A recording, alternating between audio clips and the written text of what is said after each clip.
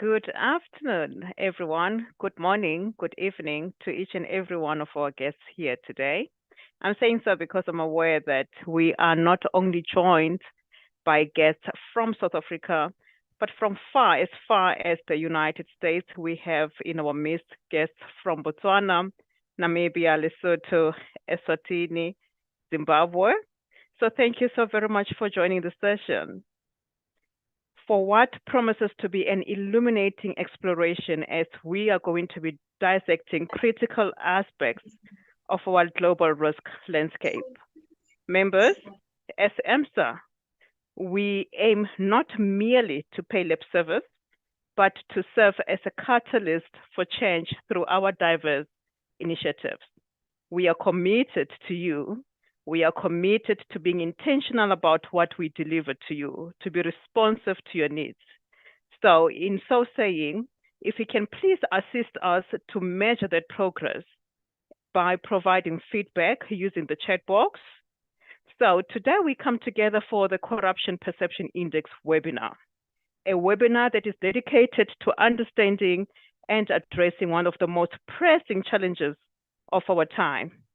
If you remember well, the IRMSA 2023 Risk Report, which was our 9th edition, highlighted the scale of a polycrisis that we find ourselves in.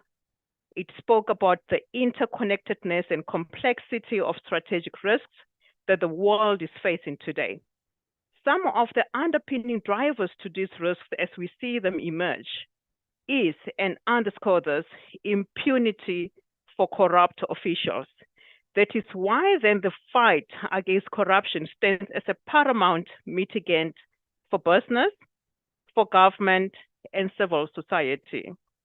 So in our 9th edition, the risk report we issued last year, one of the proposed risk response strategy was the imperative of strengthening governance, combating corruption, and fostering transparency, accountability, and a democratic government. So today's discussion will further reinforce that important endeavor. We will be emphasizing the pivotal role that each of us play in shaping a future defined by integrity and the aspired ethical leadership. Throughout today's webinar, we will be navigating through the intricate landscape of corruption. We'll be examining key findings. We'll be talking about identifying emerging trends and engaging in a dialogue really with our experts and practitioners. So together, collectively, our experts and US practitioners and guests, we will explore the ripple effect of corruption on economic development, on social cohesion, and sustainable governance. So with the increased engagements like this, members, we have an opportunity as IRMSA and yourselves as a profession and the risk industry to elevate our profession to a global scale and gain the recognition, our designations, your CRM Prac and Prof, which our flagship designations here at IRMSA in South Africa rightfully deserve. Your active participation not only enriches our discussion, but also amplifies the visibility and credibility of our field. With that being said, I would like just to remind you of our upcoming events. Please do look out for the 28th of Feb, our closing date for the upcoming board exams. That would be for CRM Prac June intake. Please, if you are looking into professionalizing yourself, advancing your career, take up this CRM Prac June board exam. Beyond that, on the 1st of March, we are starting our renewal processes for membership for the year 24-25. So just an incentive, if you do get to pay before the 1st of March, you get to use last year's rate. So you'll not be paying using a premium rate that is applicable from 1st of March. That's just an incentive for you to consider paying before the 1st of March. On the 7th of March, watch out for a cybersecurity webinar. On the 8th, we will be having a workshop for CRM Prof and Prac in support and just to get them ready and prepared for those board exams. What I would like to share with you, which is very exciting, is that on the 25th of April, we are launching our Lesotho chapter. IRMSA is expanding more and more into African countries.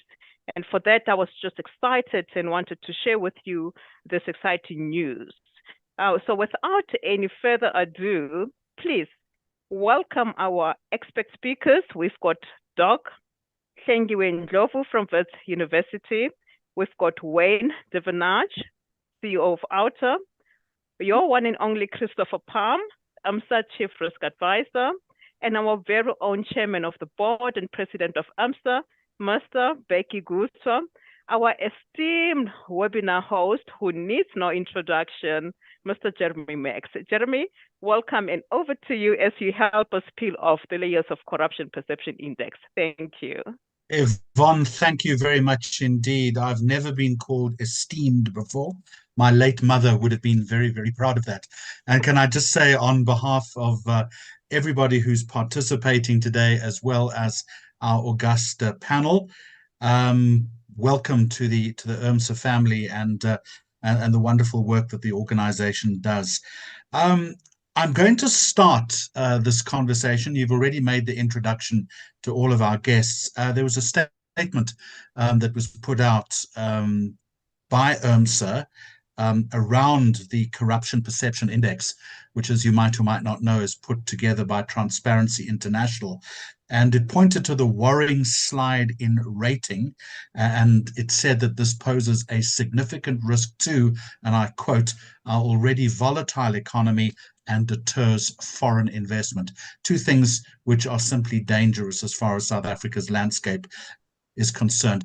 Just before we get into the conversation itself, the CPI is the preeminent global indicator of public sector corruption, and we have a score of 41. It's our lowest level ever and well below the global average. And the categorization as a result from that is that South Africa is now shamefully a flawed democracy. And that's what we're going to try and put under the spotlight today. But more importantly, everybody, many of us know what the problems are. What I would also like to do is to look at it from a risk management perspective, but also to get our guests to look at some potential solutions as far as this problem is concerned.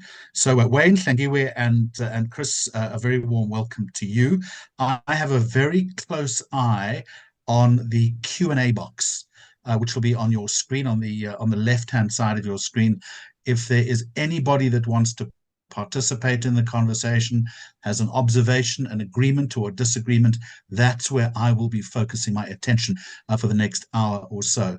So Wayne Duvenage, let me wade in and go to you first.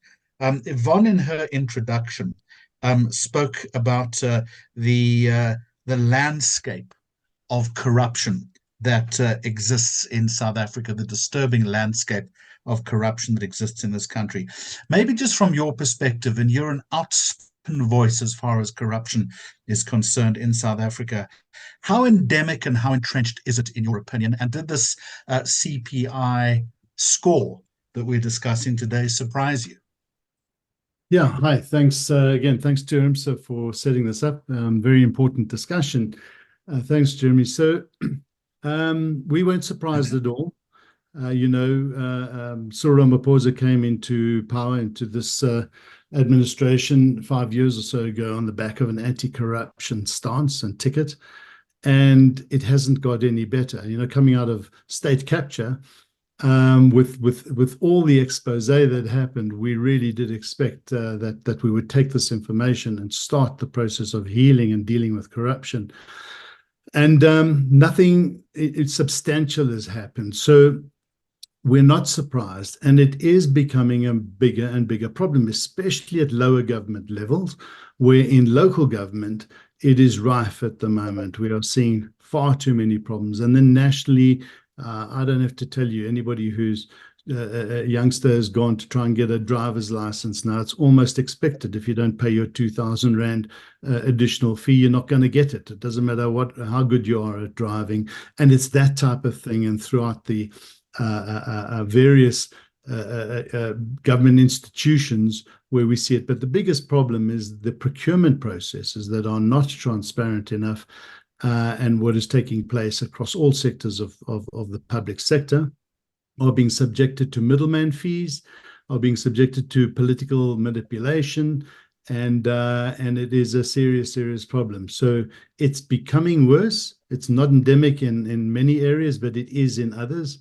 You have the South African mining cadastral system hijacked. You don't know who owns mines, and that process is hijacked because it allows corruption to foster. You have the corrupt construction mafia, and it just goes on and on. I don't want to spend too much time on that because there are solutions, and I think we should talk about those as well. But it is a big problem, and we are not tackling it in the way that we should. Christopher Palm, Chief Risk Advisor at IRMSA, the statement that the organization put out is that we've got to deal with corruption before we can begin repairing South Africa's poly crisis. The point is also made that we are edging all the time closer to becoming a failed state. Again, if you look at corruption and you look at the score, how close are we getting? Yeah, good afternoon to the listeners, and good afternoon, Jeremy and the panel. Yeah, so I did an interview on IRMSA, and the question was pretty much the same. How close are we getting? I actually think, and of course it is reflected in the 2023-2024 IRMSA risk report, corruption is no longer a risk. It's the definition of risk is the effect of uncertainty on objectives. Corruption is for sure no longer a risk in our country. It is materialized to the point where it affects every single mega process that we need to turn our country around. Coupled with that, if we just consider the fact that we have moved down, be it 2 places, 43, I think, to 41. 41, yeah. That's right. And we at, I don't know, I think it is 83 out of the 180 countries. I firmly believe that the bigger issue at hand is that when we first spoke about this as IRMSA in the South Africa Risk Report, I think it was from 2017 to about 2019, we still thought corruption could be turned around. The point I want to make in answering your question, are we there? How close are we? It is systemic. Corruption is systemic. The IRMSA interviewer asked me, but if we have good policy and we have good this and we have good that, why can't we fix it? Well, we can't fix it because the entire system, and it doesn't matter which system you choose, the entire system has been corrupted. And so for that reason, we are and holding our breath for when they take 1 or 2 or 3 or 4 individuals to task, and we read about that in the papers. I think we passed that point. I think we need to reconstitute entire systems in our country, Jeremy. Thank you. A warm welcome to you, and I'm so delighted that you're part of this conversation as well. Christopher Palm talks about policy. We do know that measures have been implemented by the South African government to combat corruption, yet they are not working. They're insufficient. Maybe from your perspective and a few opening remarks, why do you think that we, in spite of all the intention, in spite of the spotlight, in spite of the Zondo Commission, we are still failing to get to grips with the problem that is now effectively endemic? And what Wayne Duvenage was saying a little earlier is worryingly now starting to spread to lower levels of South African society. And I think the key metaphor here is the 2,000 Rand for the driving license. Pay it or you don't get it. That's where we are right now. Thank you so much, Jeremy, and good day or good evening, or rather greetings to all the listeners. may I kindly switch off my video? As you might know it, we're talking about corruption, and I'm on load shedding right now. So my signal is pretty bad. So I'm just trying to increase the bandwidth. I think we are, as a country, we're in a state of crisis, and rightfully so. To say it's no longer a risk, it is now really a very huge crisis, especially given the lack of the political will to address some of these challenges, because as you are saying, we do have policies in place, we do have systems in place, and we keep on appointing commissions, we keep on setting all lots of different mechanisms that we hope are going to address this problem of corruption. But what we're seeing is that from a government perspective, there is lack of political will to really enforce. Right now, we just came from SONA, and then we are hearing of all these propositions. But from what has come out of the Zondo Commission, we haven't seen any progress towards that. We hear about this is what is going to happen. So I think transparency, accountability are some of the key mechanisms when we're talking about this. But also, as we put up all these mechanisms and all, what are the reporting mechanisms at place? Are we even tracking progress in terms of how far we've come? We remain one of the most unequal societies globally in this country, and with a very complicated history. We are a country that is supposed to be paying to little things, such as corruption that is endemic even within communities, because the legal that we've had, it's being wasted through these corrupt channels. And one of the biggest examples is the COVID-19 moment. In a moment of crisis, you still find moments of corruption even within that. So it raises so many questions about our system and the entrenchment of corruption within the system, and in terms of what does it mean really, and where are we headed to as a country? Are we in a state of collapse? Because with increasing unemployment rate in the country, and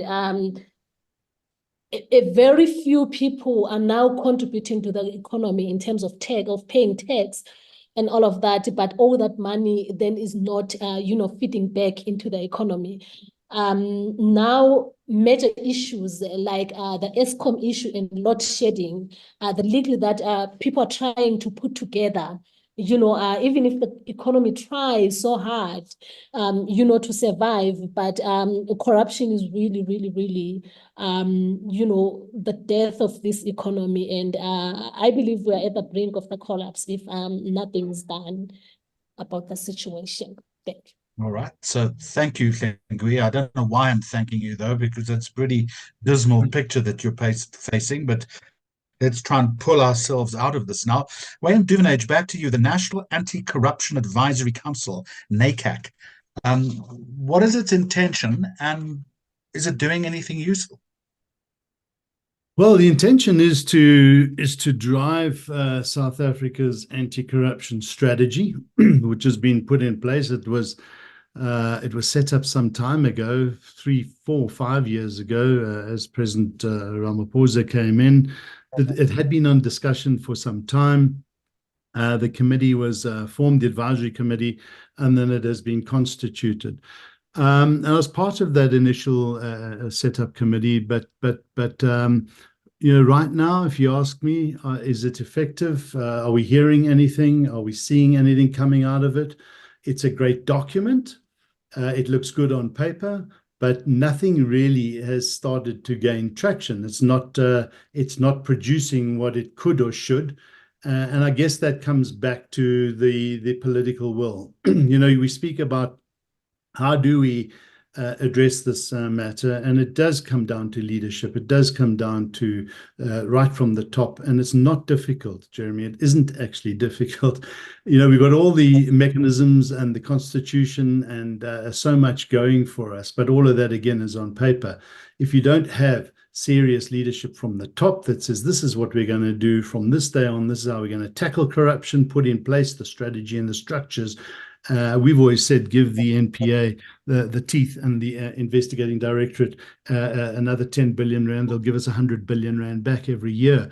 That's if they are properly resourced and have meaningful leadership. But if we don't get the leadership right, if we don't get the talk right, if we don't get the drive through every citizen on how to go about fighting corruption, how to protect whistleblowers, and this is not driven from the presidency, then you're not going to get this engine going.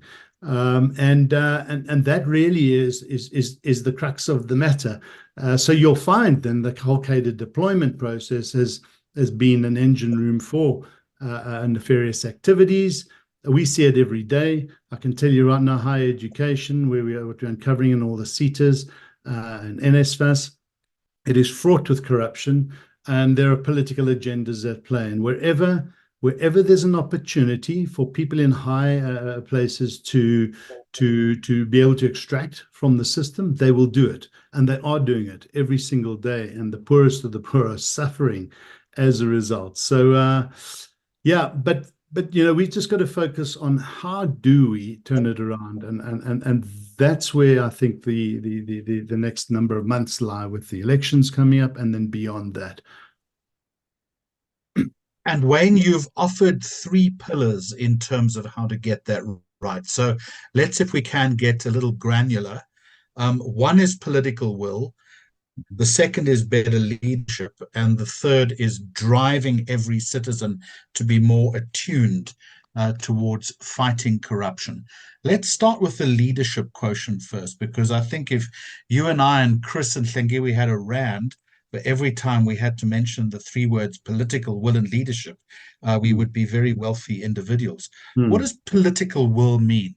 What does leadership in terms of fighting corruption actually mean, Wayne? And then Hlengiwe, I'm going to come to you because I want your view on that as well. So political will is about people in positions of power who drive the political agenda of the country. It is normally the ruling party, have to demonstrate that they are serious about what they are saying when it comes to whatever agenda it is they're driving. It's economic growth, dealing with corruption, and so forth. And while we hear a lot of the talk, we don't see the walk. And that's because there isn't a meaningful intention, a will by the people in positions of power to tackle the issue. So classic example, the Babita Deokaran matter. A year after, senior people in the Department of Health in Gauteng are implicated. They're still employed, but clearly implicated, not just mildly. The powers that be keep stepping back and saying, well, look, we've given it to the SIU. They are looking at it. Our view is that, gee, in business, you discover somebody's been involved, a quick investigation, a very thorough one, though. People are suspended within a few weeks. Disciplinary hearings are held, fired within a month, maybe 2 at the most, and then criminal charges laid. That's how you do it in the business world.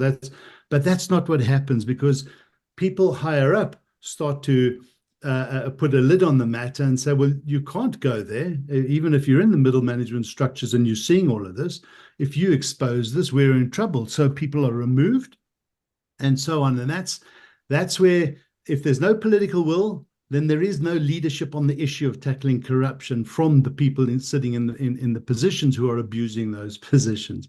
So it's a circular issue. Imagine a new president comes in with no baggage and and having to deal with a corrupt political party. It's very, very easy, if they are meaningful, in tackling with this. You just supercharge and empower all the structures that you have. Obviously, you're going to have to do some building of capacity and so forth, but you bring in the international bodies to help you, and they will help. And we can supercharge the fight against corruption. But unless Cyril Ramaphosa and his cabinet have that intention it's not going to happen, not for 1 second. Tangiwe, is the problem to what Wayne Duvenage was talking about?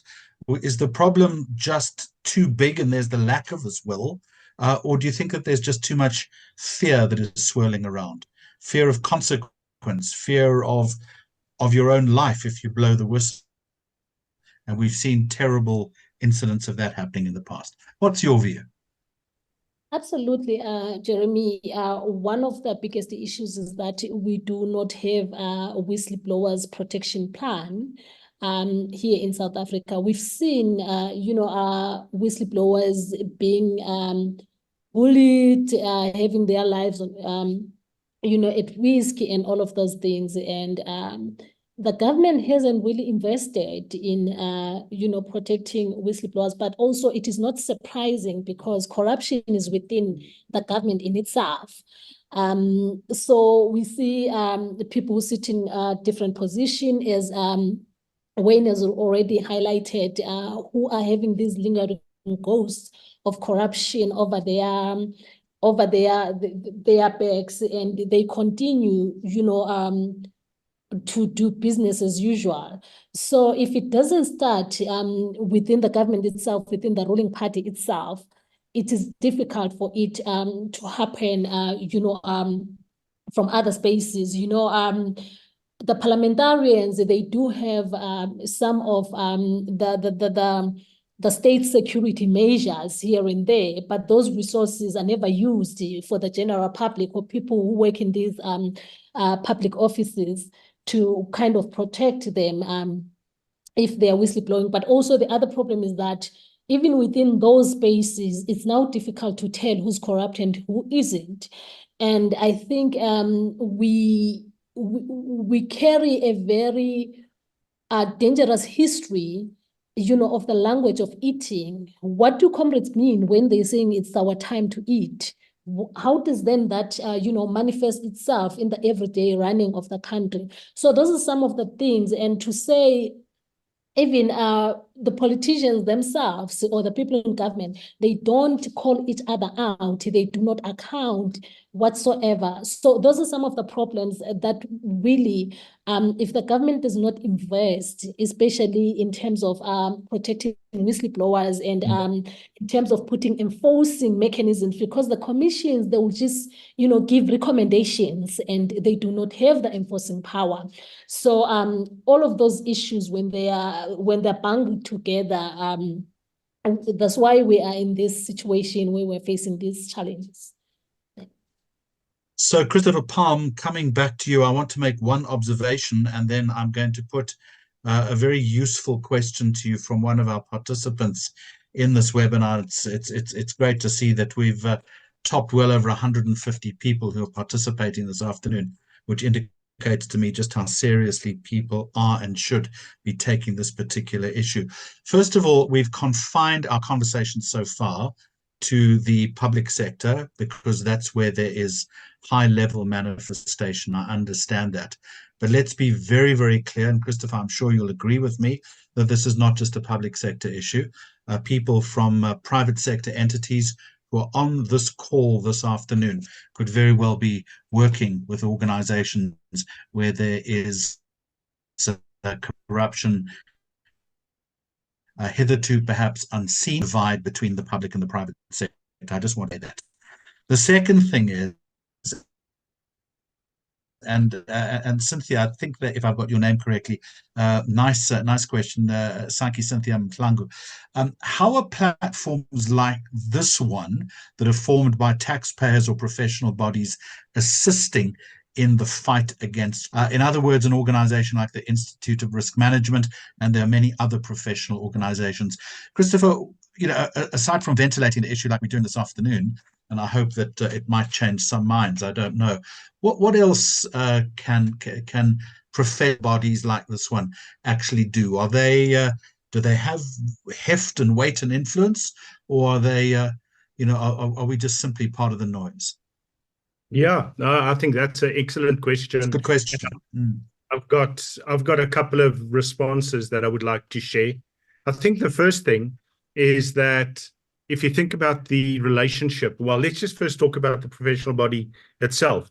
We are driven by members, and we are looking after our members by firstly professionalizing risk management. So hopefully, if we consider the profession that is about unearthing threats and opportunities way in advance so that we can do less of the bad and more of the good. So therefore, responding aggressively to threats and leveraging opportunity, well, that's what we exist for. That's why IRMSA exists, to professionalize risk management. And for that reason, of course, we build capacity, we build skill, but we are also a voice. We write often. We write to the office of the presidency. We are in the media. We draw attention to these topics, in this case, fraud and corruption. So of course, yes, we would want to be a stronger voice. We would want to be able to speak the unvarnished truth, if you like. Will we get, and back to the points made by the other panel members, is there that will to listen and to act? Well, maybe not, but that's not where we stop. We also have a platform in the South Africa Risk Report that's become an international source of information, a source of intelligence that attempts to translate the South African risk profile, not just to ourselves, but internationally as well. So what do? That's what we do. And of course, we also then have linkages, if you like. We create entry and exits to, for example, Whistleblower House, so that through IRMSA, you could engage the SIU. We have links that you can report anonymously your concerns to the SIU, to Whistleblower House, if you like, your choice. So, Jeremy, from that point of view, that's the professional body, and that's what we do in order to support our members when it comes to can we rise up against corruption. So I'm going to rest there and just check if I've answered the question, at least from a professional body point of view. Chris, thanks very much indeed. I just want to answer one question here very quickly. The question about this particular index, the CPI, does it only focus on the public sector? The answer is yes. But again, to the point I made earlier, I think it's critical that we also have an acknowledgement that this is not just a public service issue. Wayne Duvenage, your voice and the voice. Sorry, Christopher, you were going to say. No, I was just going to talk about the taxpayer part. Go ahead. I think I've addressed the professional body part. Jeremy, very quickly, from a taxpayer part, I need to simplify things for me to understand them. And so maybe I'll give it a quick go, 1 minute. For South Africa, I don't know if you've seen our growth, our GDP growth has been downgraded, I think, from 1.6 to 1%. And I'm not sure, I stand to be corrected, if it was the IMF or the World Bank who did that. But let me put that into context. For us to arrest where we are at, we need about 3%. For us to turn us around and address the 9 risks at least that we've raised in the South Africa Risk Report, we need about 5% GDP or growth. Now, very quickly, the taxpayer point I want to make is that, in essence, you've got two piggy banks. You've got one that we fill ourselves, and you've got one that the international community fills. And I think we've spoken enough about direct foreign investment, that what we are talking about today are scaring off those investments, are scaring off people that have left us, wanted to come back, people that are here that are threatening to leave. So here is a huge impact on fraud and corruption, or by fraud and corruption, whether it is direct, not a perception, but direct impact, and or brand and reputation. I suppose it's both. But then you've got our own little piggy bank where we put in, and we put in through taxpayer money, and we put in through GDP or growth. That's basically, there are some others, but tax and growth populates this piggy bank. And given where we are at the moment, the taxpayer concept, not just aren't we getting the growth, but we are getting a proliferation of illicit trade, a growth in the informal economy that uses formal infrastructure but doesn't contribute to the tax base. And I see that as a huge risk, given the fact that we're sitting at a 1% growth if we're lucky. We need 3% just to arrest the decay, but 5% will have us turn the corner. Where's that going to come from? Huge risk. Thank you. Chris, thank you very much indeed. Wayne, if I can come back to you, and please feel free to respond to any point that Hlengiwe or Chris has alluded to. But I wonder if we can come back to the efficacy or the authority of the collective voice, the power of the collective voice. You know, Wayne, every time I drive under a toll road gantry, I think of you, because that's, of course, where Outer started, didn't it? But with the work that you've done, and you've become a very prominent, loud voice speaking against or speaking out against malfeasance and corruption, do you think that power of the collective voice, the power of the risk management community, actually can do anything meaningful? Or are you simply part of a choir that so many of us are getting tired of listening to? Yeah, so good question. And I think a very important one, because let me start by saying there are a lot of good people in the public service. There are a lot of good people that we work with the Special Investigations Unit at the NPA and other places, and in the police. It's a small percentage to really create the chaos that we see unfolding. And then it takes hijacking of some of those mechanisms to make it worse. We can fix this, and we do have an impact. So how do we do that? Because it answers one of the one question from Cynthia as well. What are we doing? There are many avenues to holding people to account. You've got SAICA as well. You've got IRMSA, the audit boards, the South African Chartered Accountants Institute, the Auditor General doing great work. And when we feed this information that we get all the time, we start to put pressure on the people. The way we work is just to get the fire burning in the kitchens of these individuals, and then we make sure it rages upwards, and we go to the next person. A classic example is we don't have powers, for instance, to subpoena or arrest Andile Nongogo, the previous CEO of NSFAS, but he's now gone.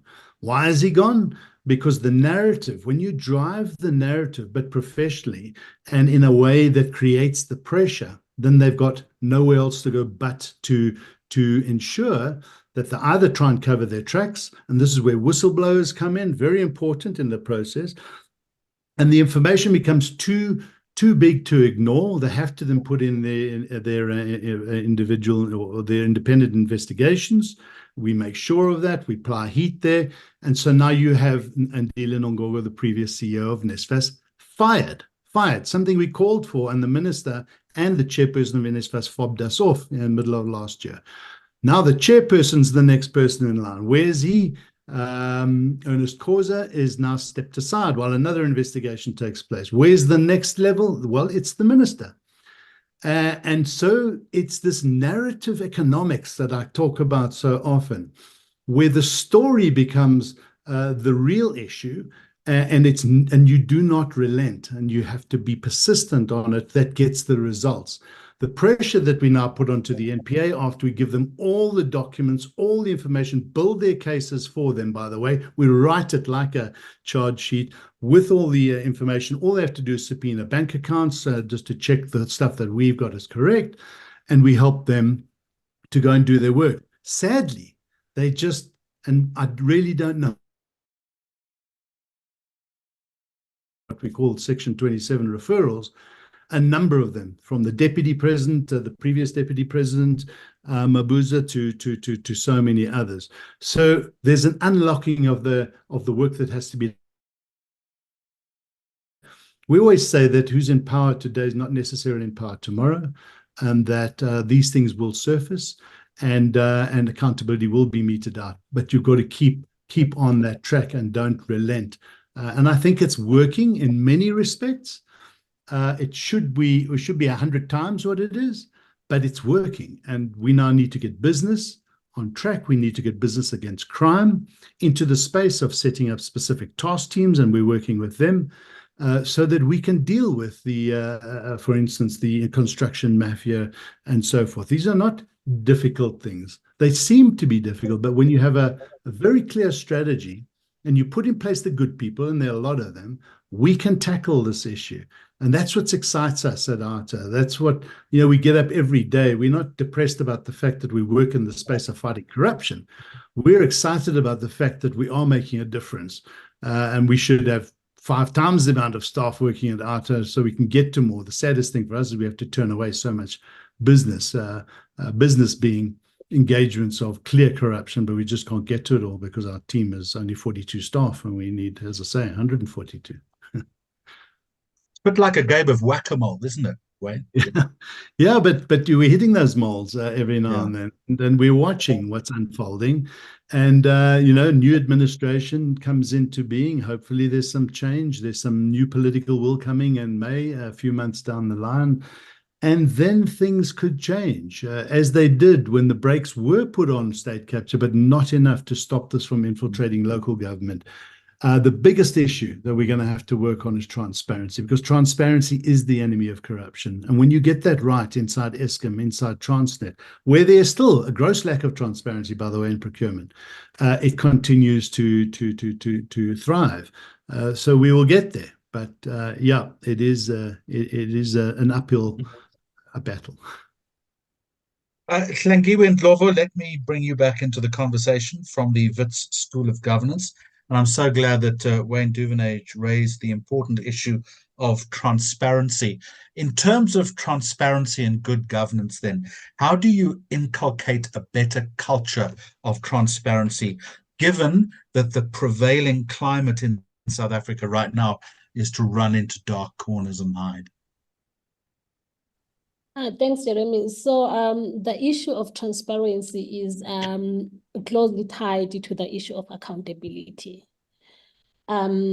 So because if you are not being held accountable, or if you don't care about accounting for that matter, then it's difficult to have the transparency factor. The transparency is very important, not only for the citizens, but also, for prospective investors and the existing one as well, because we will have a clear picture and an honest, analysis of where we are at as a country. But also in putting all these mechanisms in place, and then you communicate challenges, and then and all other things, so much that we all know what is happening. And where there is transparency, it's also difficult to have this depth of corruption, because everything is supposed to be transparent. People are supposed to be accounting, so every time we hear about budgets that are being rolled out for special programs and all of that, but we've never really, heard about how are those monies being spent, where are they being spent, are they even addressing the issues, or are they even going to where they are supposed to be going? We only hear about them when there are big breakout corruption scandals. So transparency remains very key, because you cannot be a government that doesn't, that govern the people, but the people not necessarily knowing what is happening. So it means you're a government for the people, but you are not accounting to the people. People do not even know where even their public funds are going, like the public tax and all of those things. So transparency remains very key. If this government is going to, or the incoming government is going to change things, they need to start, from even as basic as exercising principles of integrity. What does integrity mean for someone who holds a public office? How do they then, take that integrity and then translate it to different forms of being held accountable or account to the general public. And then once we have all those mechanisms in place, and once we have all those issues resolved, I think we begin to reimagine, a different South Africa, because the other reason why even this corruption is so endemic, even at a local level, it's because even of late, service delivery, as basic as it is, does not happen. That people who are occupying public offices, they want to be bribed, they want to be paid. And where there are no resources, even the community members, if they want to participate in terms of ending corruption, is difficult for them, because then they will have to buy their services or their way out of any situation. Like the example that we used earlier around the license.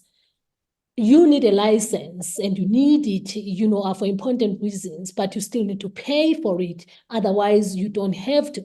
You are not going to get that license. So how does even the general public participate in ending corruption if basic things as service delivery are not being delivered?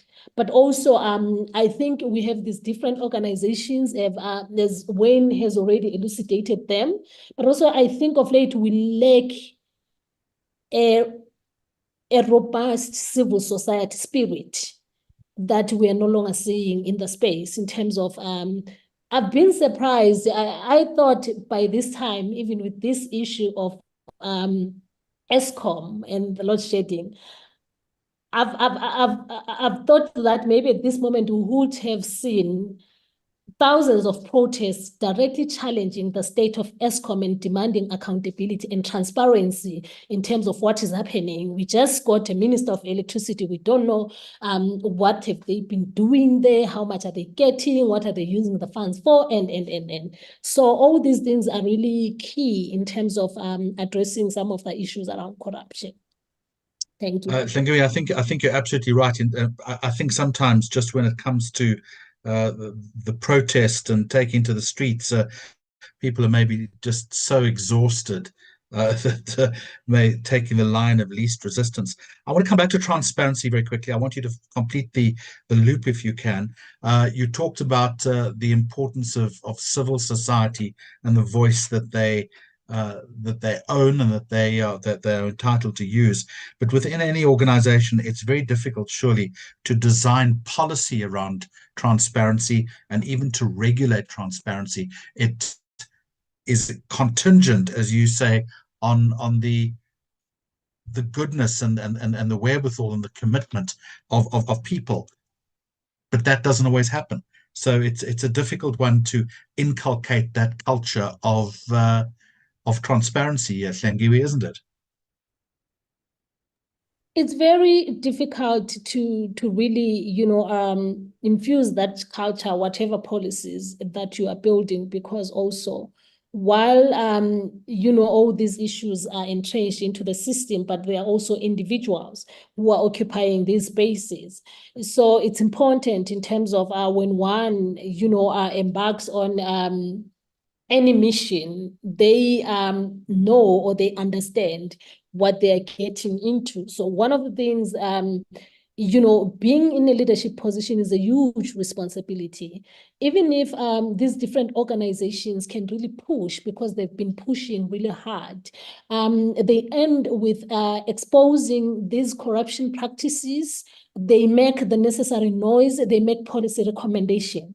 But as we've been talking, around the lack of political will, what is the reception, from the people who are in positions of power in terms of implementing what has been recommended? The economists will come and then they will advise about the dangers that we're facing as a country economically. And it really dependent on what are the people in government doing in order, to incorporate whatever that has been recommended or has been said or has been advised into the policies that are not going to be policies on paper, but also are going to be implemented. Thanks. Thank you, Hlengiwe. Clarice, I'm going to get both Christopher Palm and Wayne to have a stab at this question. And I think it's probably the most pertinent question of the day. In fact, I'm going to give you the prize. It's a free dairy farm in the Free State. You you talk about corruption cannot be managed effectively by implementing all these nice to have legislation, policies, etc. You make the point, Clarice, and Chris, maybe you go to this first. Compliance is becoming expensive for the average South African business. That is a very, very good point, isn't it? Yes, Chris? absolutely. Yeah. This is something that warms my heart. Of course, I do not have a problem with GRC, governance, risk, and compliance. I just, IRMSA is a thought leader. IRMSA thinks about the effectiveness of risk management. And when you look at the amounts of money, and I thought about this without having seen the question, but the amounts of money that are spent around compliance, is spent around governance, and just making sure that we can tick the boxes, I think stops way short of what the good doctor spoke about a little bit earlier. And I wanted to raise the point that it reminds me of the triangle of fire. You need heat, you need oxygen, and you need fuel. Otherwise, there's no fire. And you can be as transparent as you like, and you can be as compliant as you like.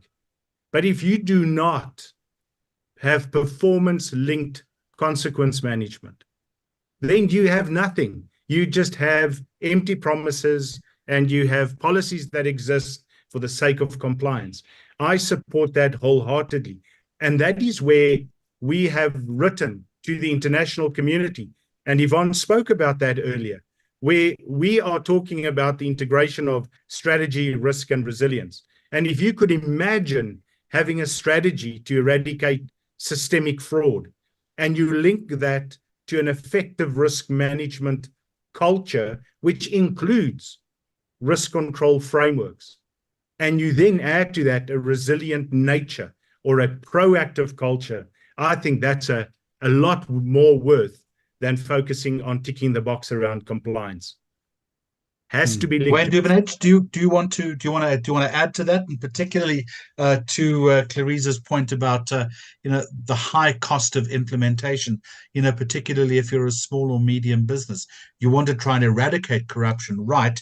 But it requires, I think the suggestion is a lot of hard work and a lot of money. Well, not necessarily. So let's just say that from a business point of view, business is the other side of the corruption coin when it comes to the doing business with the state. And we see it very often. So if I was the chairman of a board of a private company or a small business, a successful business out there, I would be saying to the entire team, the executive, the company, as a chairperson or as a board member, if there is corruption in this company, I will resign. As a chairperson or as a board member, I will resign right now. But before I do, I'll make sure that we deal with the issue and we deal with it properly. And what you've got to do there is to involve your staff and make sure that you have the strongest, most robust whistleblowing processes, train your people on why it's important, and then do the charters with all the managers that make the statement in blood that says if these things are found, so you've got a period of 3 months to come clean very quickly. If these things are found thereafter, you're out of here. You're out of here. And the board is going to resign, and that's not good for the business, and new boards are going to come in. But no executive wants that. So you put pressure on the executive. So now, because you must always remember that sometimes these conflicts happen at a higher level. People want their bonuses. So they allow these so-called, and that's the one thing that they do well in Canada and other countries, no middleman fees, no business facilitation fees. If there's no value added by somebody, we will not be paying them. But we see this all the time. Oh, it's a business development fee. It's somebody opening the door so the transaction can happen. Any middleman / consulting / business development fee to an outsider needs to be questioned and go through an audit process, a very, very stringent one. So these are a couple of the risk mitigation things that I would put in place. That's one. The next one is a conflict of interest assessment. What does that mean? Well, we can show you, Jeremy, we can show businesses who in those companies are doing business with that company. And not only them, but their family members, 10 family members removed, right down to their cousins, so to speak.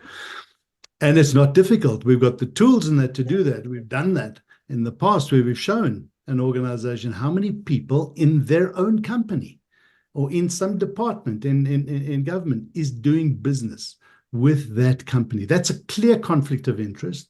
When you put that to companies, why is there reluctance to do that?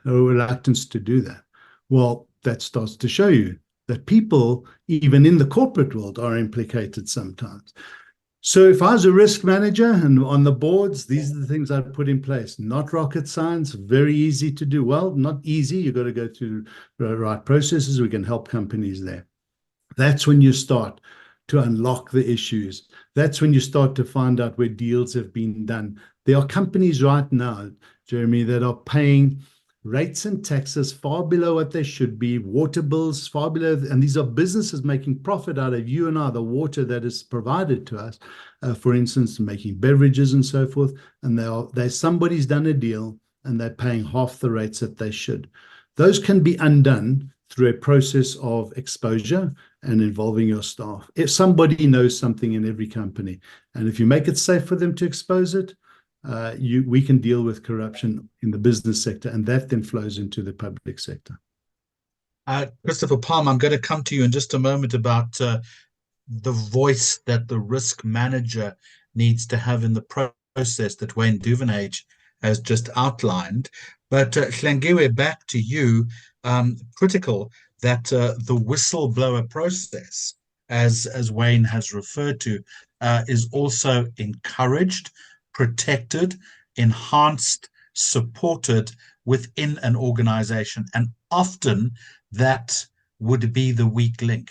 Wayne talks about people in the organization having the eyes and ears, but they're not prepared to act on the information that they have. And that goes to your debate about transparency, and it also goes to why so much of that corruption, to extend the water metaphor that Wayne used, flows under the bridge.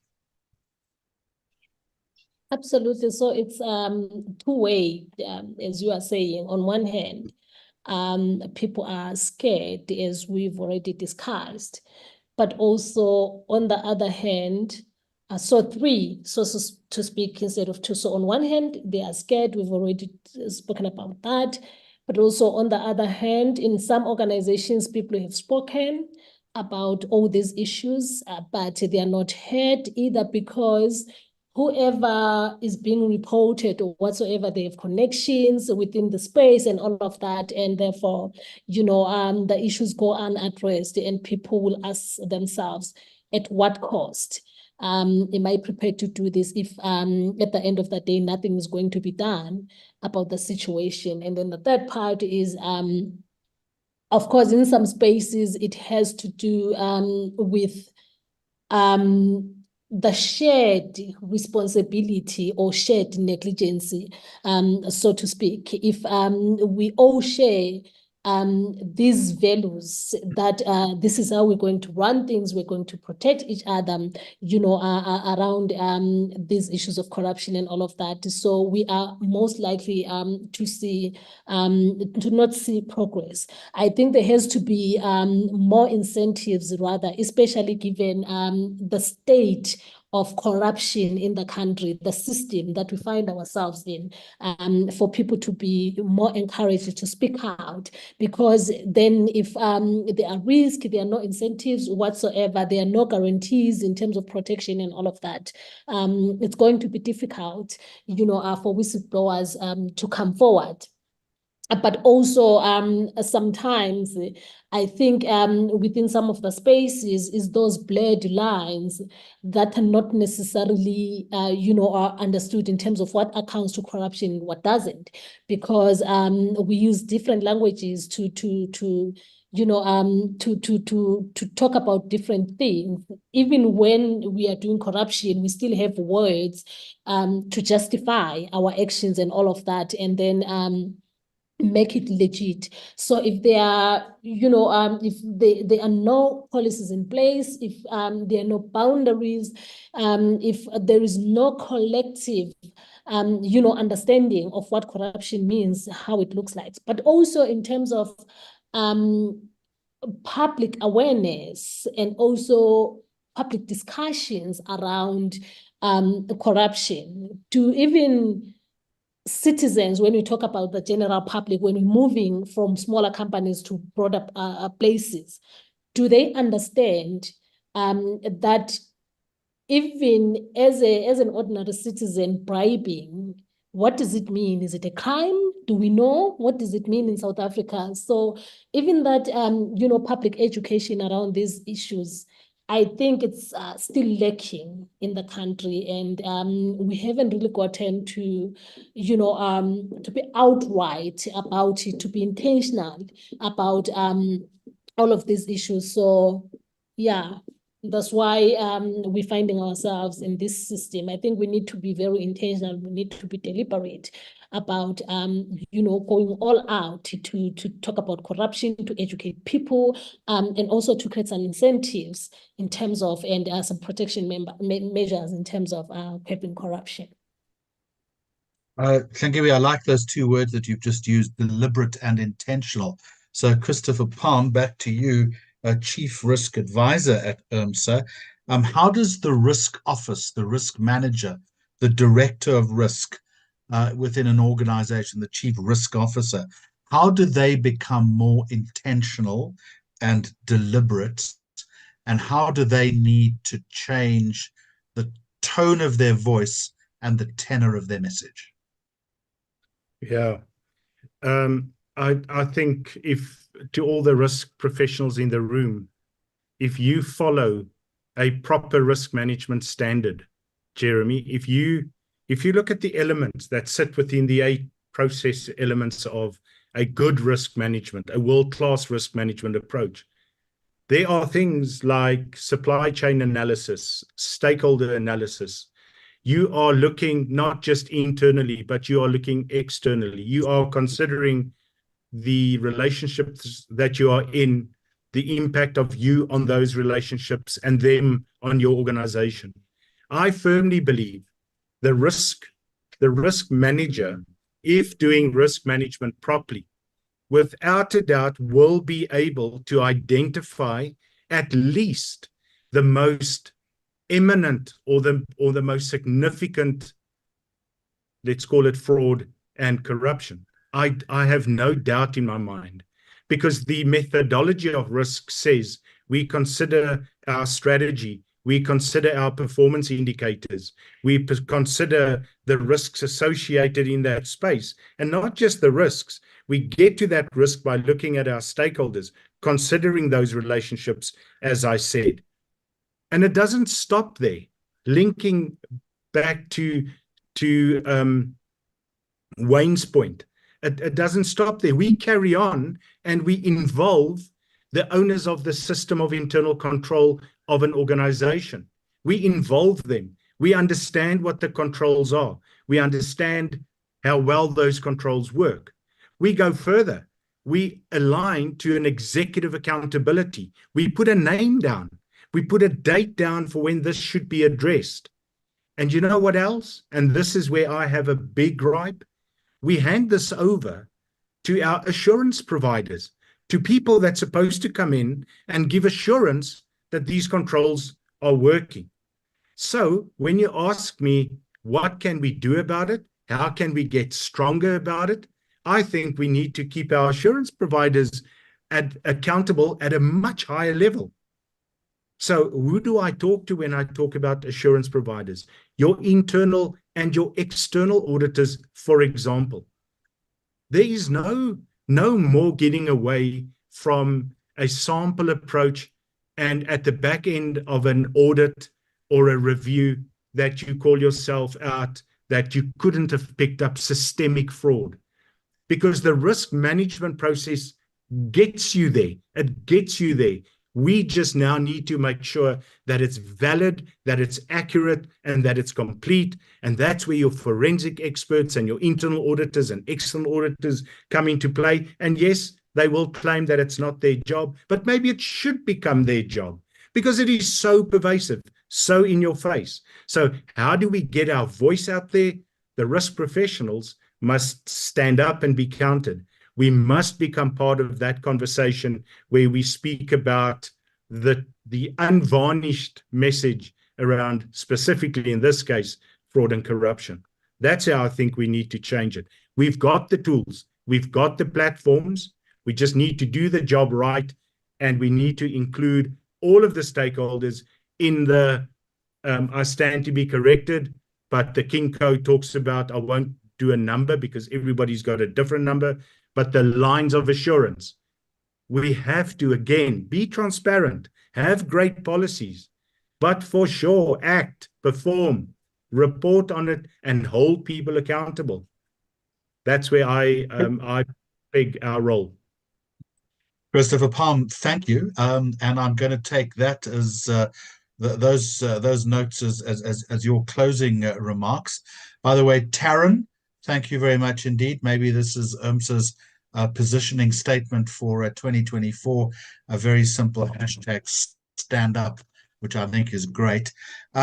So Wayne and Hlengiwe, I'm going to come to you now for some closing remarks, and then I'll hand over to IRMSA's chair just with a vote of thanks and some closing thoughts from him.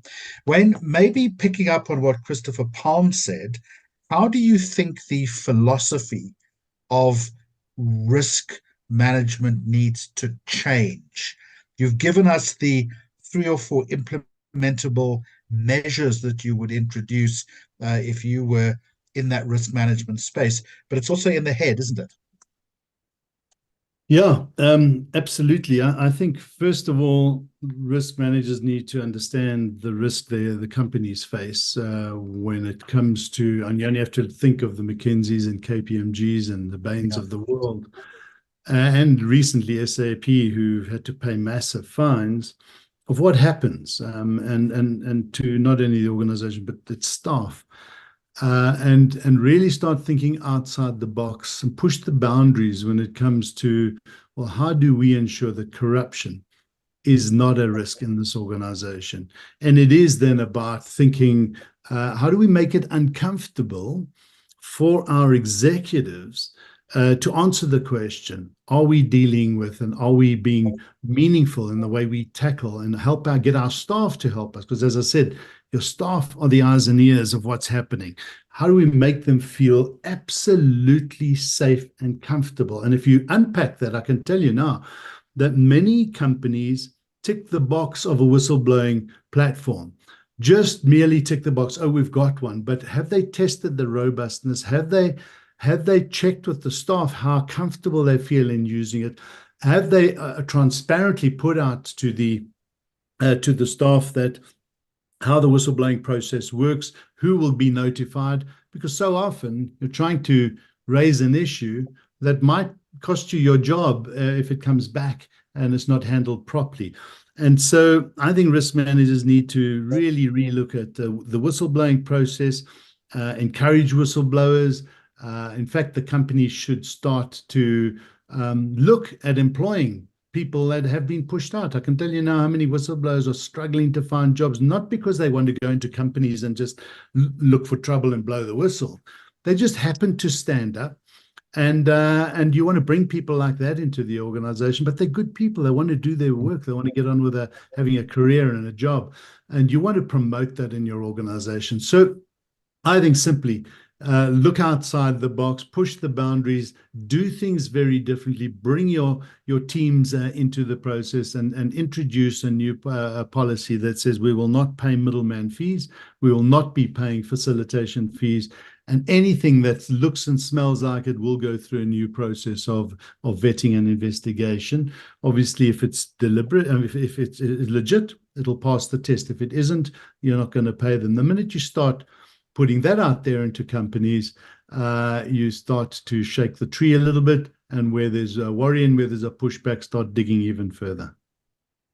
Wayne Duvenhage, Chief Executive Officer from an organization undoing tax abuse. Thank you very much indeed. Christopher Palm, IRMSA's Chief Risk Advisor. Dr. Hlengiwe Ndlovu, Senior Lecturer at the Wits School of Governance. Pretty much the same question to you. And I'll give you the last word. I think, as my colleagues have already said, I mean, we all carry a responsibility of doing the right thing. I was looking earlier, almost 170 people on the call who are concerned, about the same one thing that is troubling the country, and we're all occupying different spaces. But I just want to pick up the conversation from Wayne, where he was talking about hiring people and bringing them into the organization. And I wanted to look at the flip side of the coin to also say, there are people who get to be dismissed from other organizations, and then they come into these organizations, and our vetting processes, I think in some spaces, these are limited to just checking a criminal record and all of that. And then it's a question of asking, were you dismissed for any other, issues and all of that, and then you just answer yourself no, and then that's it. That's how even these people get to circulate into these different spaces, because there are no consequences for their behavior. There are no mechanisms in place to kind of isolate. There is no social or economic cost, for having these corrupt tendencies or corrupt practices. So it is also important, even, for companies, even these small spaces, to really be, as I said before, to be intentional about, curbing corruption by rooting it out as we see it, all over. But which is quite a difficult question when we take that same practice and then we throw it to the public sector, because as we've said, they don't account to anyone in terms of what they are doing or how are their practices. They account to each other, most of them. And how do we then, penetrate that space and begin, to push back in terms of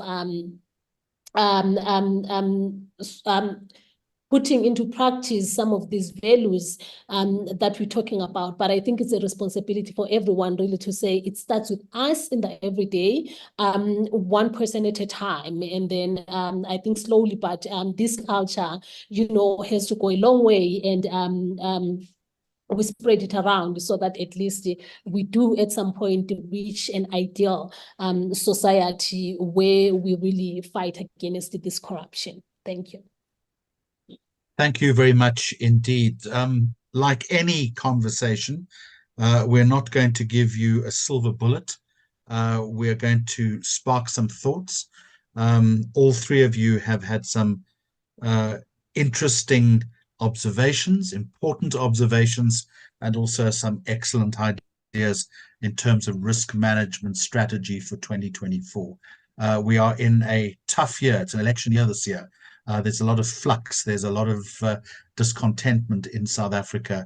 And that environment, I would contend, as a professional journalist who looks at this every single day, who reports on this, this is fertile breeding ground for corruption to flourish. So I'm glad that all three of you have raised some very important points. And we'll do a lot more of this throughout the course of the year, focusing on big issues like this that affect the risk management community in South Africa. So to all three of my panel members, thank you very much indeed. And let me hand you over now to the chairperson of the Institute of Risk Management, Becky Gutschwa, who's going to give us some closing thoughts. Becky, I'll give the floor to you. Good afternoon. Thank you very much. Wow, what an amazing discussion, highly, highly exciting.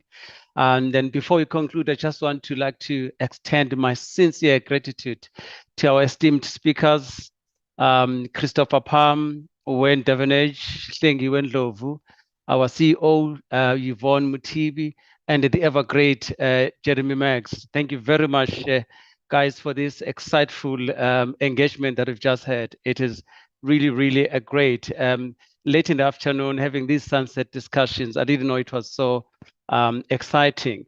Look, we appreciate your insightful contributions, which have enriched this discussion on this thorny issue of fraud and corruption. It is thorny because it continues to hurt us. It continues to steal from the little that we have. We're not a rich country as South Africa, well, relatively speaking. While we recognize that it is a global phenomenon, I think it came at the wrong time to us, since we're still a young democracy. South Africa is a young democracy, as you know, the second youngest in the continent. Yvonne and Christopher Palm made a reference to the IRMSA risk report. In fact, IRMSA has been identifying fraud and corruption as one of the key country risks since the inception of the report.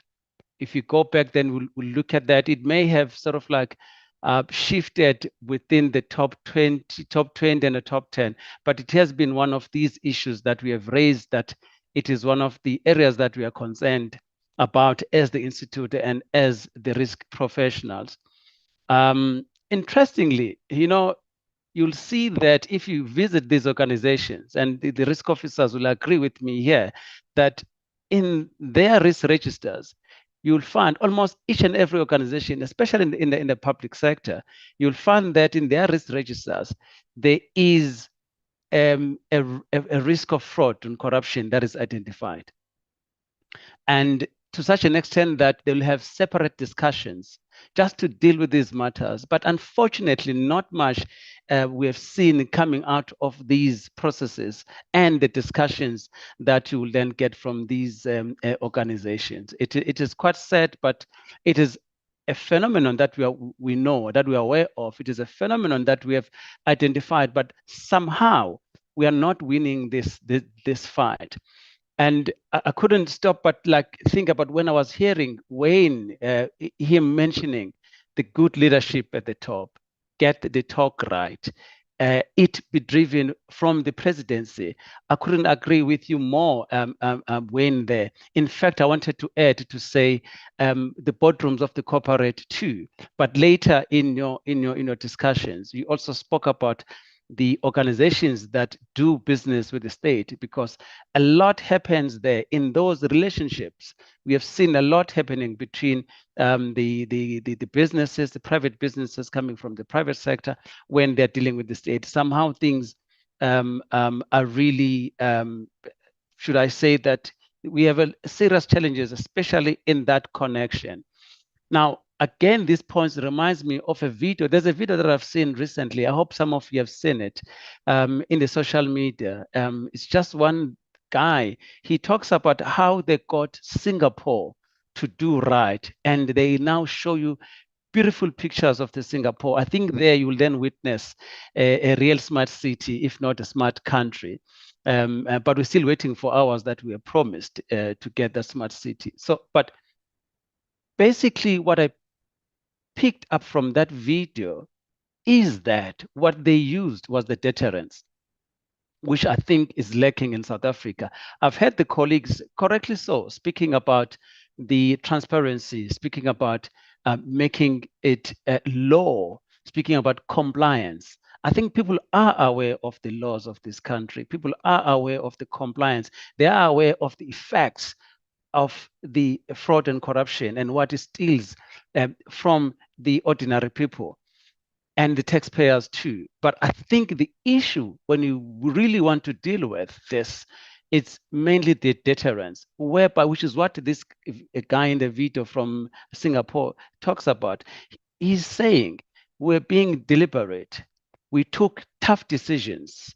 We held people accountable. So that's part of the deterrence that you need, that when somebody steals, when somebody decides to be corrupt, when somebody decides to defraud, somebody or a state, they must know that there are measures, there are actions that will be taken against them, and then it will be painful for them. But we don't see that happening quite a lot in the country. I think also Ms. Hlengiwe also spoke about that. So some of these things, issues are highlighted. We have commissions after commissions, but we don't get much out of these. And then it is not surprising,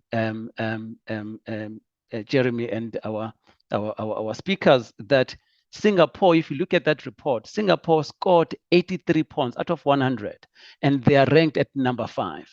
This is because what Wayne was talking about, that the good leadership at the top, but more so about the veto that is sent by that guy from Singapore, deterrence. When you take action, when you hold people accountable, when you make it painful for those that have been proven to have committed fraud or corruption.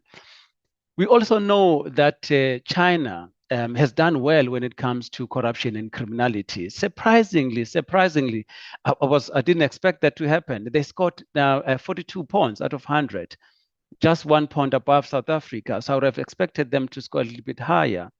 And in fact, all the BRICS countries were either scored or they scored low, with China being high at 42 and the lowest being Russia at 26. But then again, it says to me, then if I talk to the risk officers, that to me, then this means that it is also important to remove the political connotations from these reports, to remove the political elements from the surveys such as this.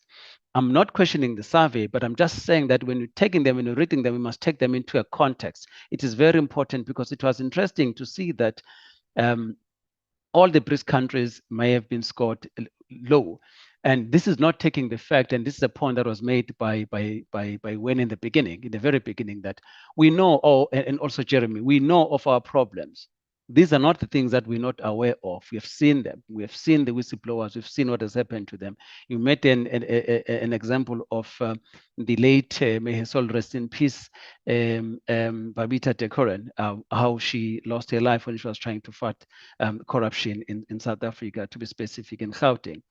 Right. So, but I'm just saying that when reading these reports, it's important, especially to the risk managers. You must be able to analyze and discern the issues. But generally, this report gives us good information to work with as organizations, as well as risk managers, that we need to use it to inform our analysis.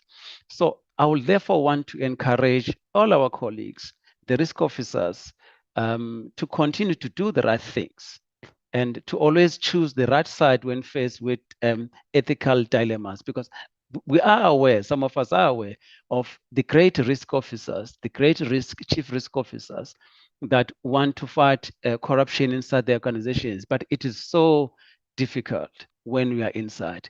It is scary. Sometimes you need to choose whether you risk losing your life, or you risk losing your livelihood, which is very difficult. Sometimes then some people decide to opt out and leave that particular organization. But what I'm saying to you, don't despair, keep on doing the right things.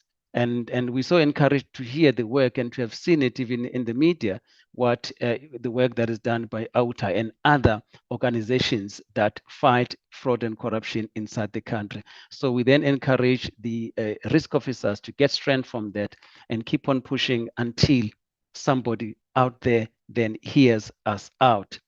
Then to everyone, again, I just want to say thank you very much for joining this session. We really appreciate the inputs, the contributions that we have made in this. We have made this session very exciting, and we've made it very encouraging to keep on fighting our own fights in our little corners as far as eradicating fraud and corruption is concerned.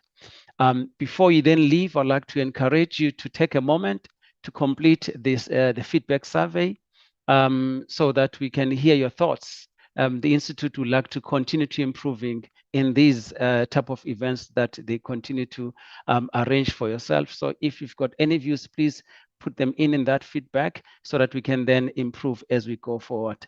Once again, thank you very much for being part of this exciting discussion. Really, thank you very much, and may you enjoy the rest of your evening. Thank you.